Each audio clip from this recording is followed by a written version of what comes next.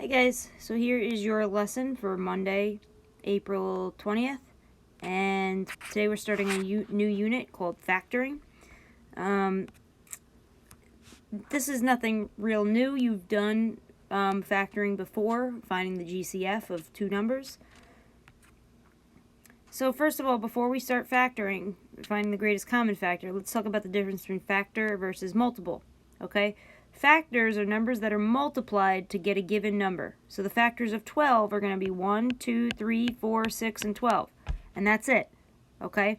You should never have a number that's bigger than the number you're finding the factor for, okay? Those numbers are either going to be the same number or less, okay? And that's it. There's no more of them. Multiples, on the other hand, okay, the numbers you say when you skip count by a given number, meaning we start with the number that we're finding the multiple of, and we just keep adding 12. So 12 plus 12 is 24, plus 12 is 36, plus 12 is 48, plus 12 is 60, and we can go on and on and on. So there's always going to be an infinite number of multiples for any given number. Okay, it never stops to infinity. So for example, like if we do a different one, like the factors of 8, we should always have numbers that are less than 8. So what numbers go into 8 evenly? Well, 1 and itself are always the first two numbers that you should write down. 1 and itself, because 1 times 8 is 8. And then you keep going. 1 and let's go to 2. Oh, 2 goes into 8 evenly. 2 times 4 is 8. 3 does not, and 4 does, so we know we're done. Those are the factors of 8. The multiples of 8, we start with 8 and we add 8. 8 plus 8 is 16. 16 plus 8 is 24. 24 plus 8 is 32. 32 plus 8 is 40, and so on. You can keep going on and on and on for the multiples of 8. Notice, the multiples of 8 are all greater than 8. The factors of 8 are all less than 8. So, the greatest common factor is the largest factor that two numbers have in common. So if we look, for example, at 4 and 6, okay, the factors of 4 are 1, 2, and 4. The factors of 6 are 1, 2, 3, and 6. Well, the numbers they have in common are 1 and 2, but 2 is the largest. So that's the GCF of 4 and 6. 28 and 36. Okay, we notice they share the same numbers, 1, 2, 4, and 4 is the largest number that they share, so 4 is the GCF. And the last example, 12 and 24, they share 1, 2, 3, 4, 6, and 12. 12 is the biggest number there, so that's the GCF of 12 and 24. So some examples here. Okay, let's find the GCF of these two numbers. So let's do 15 and 25. Okay, so we start listing out the GCF, or the factors of each number separately. So starting with 15. Okay, you always start with 1 and itself. Give yourself some space in between because we're going to fill in, because 1 times 15 is 15. And you just go on. Is 2 a factor of 15? No. Is 3? You know what? What if you're not sure? The nice thing is you can use GeoGebra to figure it out. Here's what you do. Okay, type in 15 divided by x. Enter. Okay. Go to your table of values.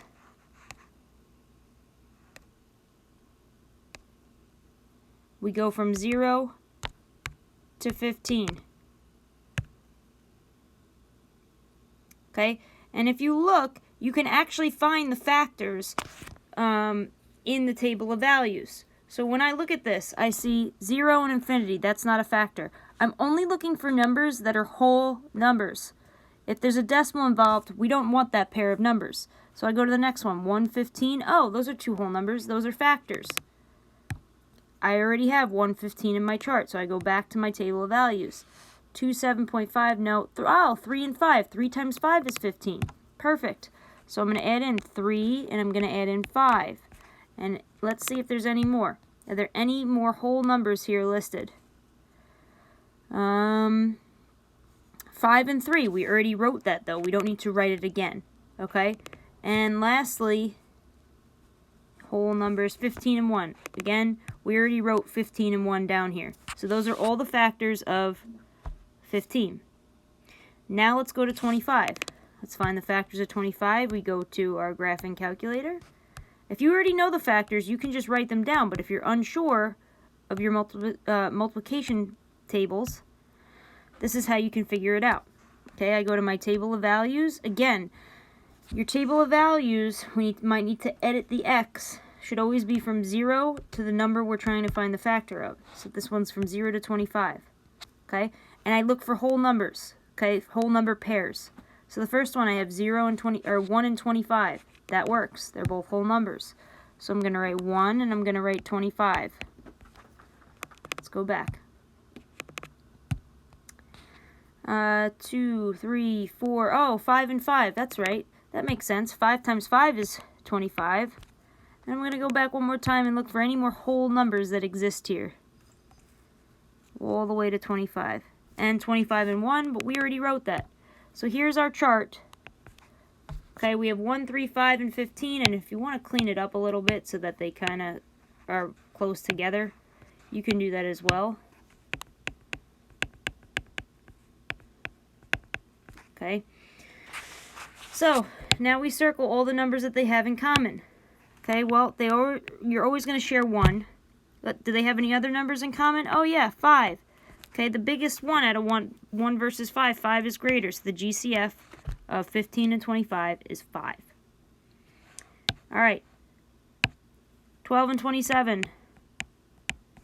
Okay, I'll do the GeoGebra one more time to give you an example. So we type in 12 divided by x. And I go to my table of values. Again, I want from 0 to 12 because that's the numbers I'm working with. And I look for all the whole number pairs. So 1 and 12 is the first one. 1 times 12 is 12. That makes sense. 1 and 12. Oh, 2 and 6. That makes sense. 2 times 6 is 12.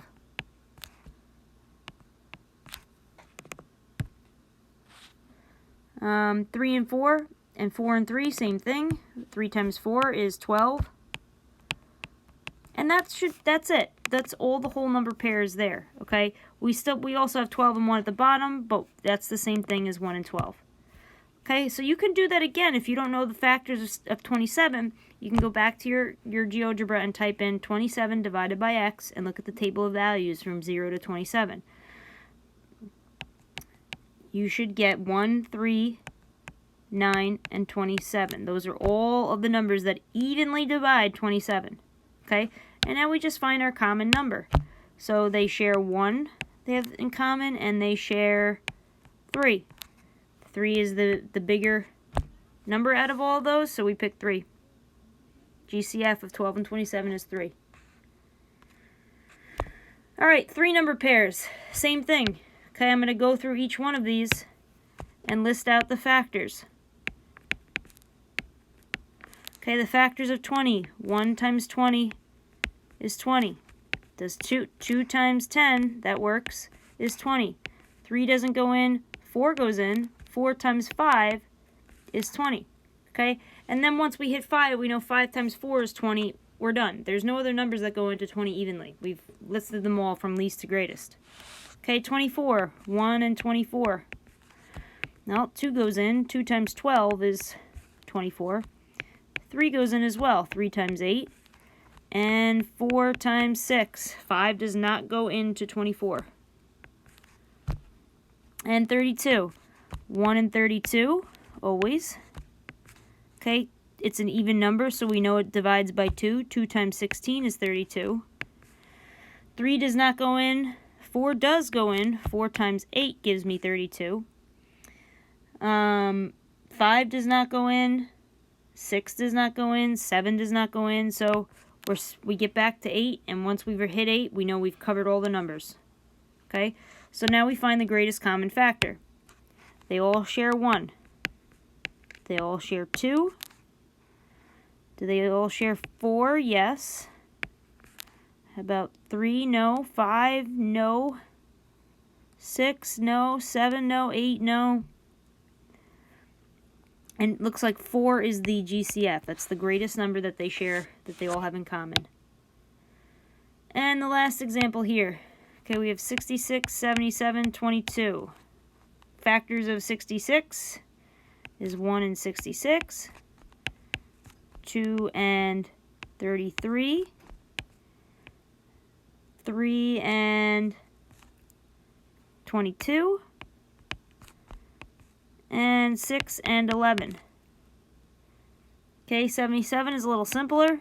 1 and 77, 7 and 11. And 22. We have 1 and 22, and 2 and 11. So now we pick the number that they all have in common. They all have 1.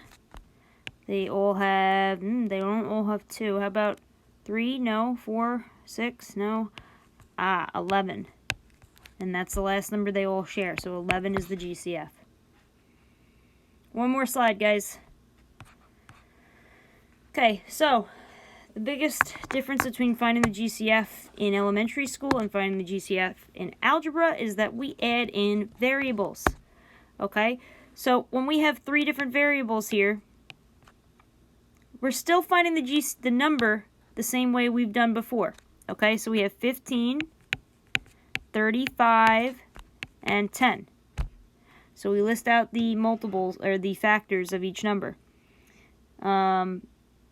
For 15, we're going to have 1 and 15, 3 and 5, and that's it. For 35, we're going to have 1 and 35, and 5 and 7. And for the number 10, we have 1 and 10, and 2 and 5. Okay? We're still going to pick the greatest common factor that they all share. They all share 1, they all share 5, and that's it. So we know the GCF is 5, but we're not done. Okay? The variables here, okay, they do all share a common variable. Now if I actually write this out, x squared is x times x. 35x, x. And then 10 only has 1x. Okay, how many x's do they actually all have in common? 1, right? We can circle at least one x from each of these terms. They all at least have one x. So that gets included in our GCF. The greatest common factor of those 3 terms is 5x. Okay, and the last example here. We'll do our numbers the same way. 69, 46, 92. Now these are some larger numbers, and I would definitely suggest using your GeoGebra to figure out the factors. Like for example, 69. I might not know all the factors of 69, so I'm going to type in 69 divided by x, enter, oops. And I'm going to go to my table of values. I'm going to put in from 0 to 69. And I'm going to look for all the whole numbers. So we have 1 and 69, 3 and 23, 3 and 23 again, till we get down to 1 and 69. So there's only 4 factors. Oops. So we have 1 and 69, and we have should be a 3, 3 and 23. Same thing with 46. 46 divided by x. Table of values. From 0 to 46. And I'm looking for all my whole numbers. So 1 and 46, 2 and 23. 23 and 2, you know you're done. So we have 1 and 46, 2 and 23, and the last one, 92. 92 divided by x, enter, table of values. We're going to change our table of values from 0 to 92. 1 and 92, 2 and 46, 4 and 23, and then 23 and 4. Once it starts to repeat, you know you've hit them all. So we have 1, 2, 4, 23, 46, 92. Okay, let's find the greatest common. And we have, they all have 1.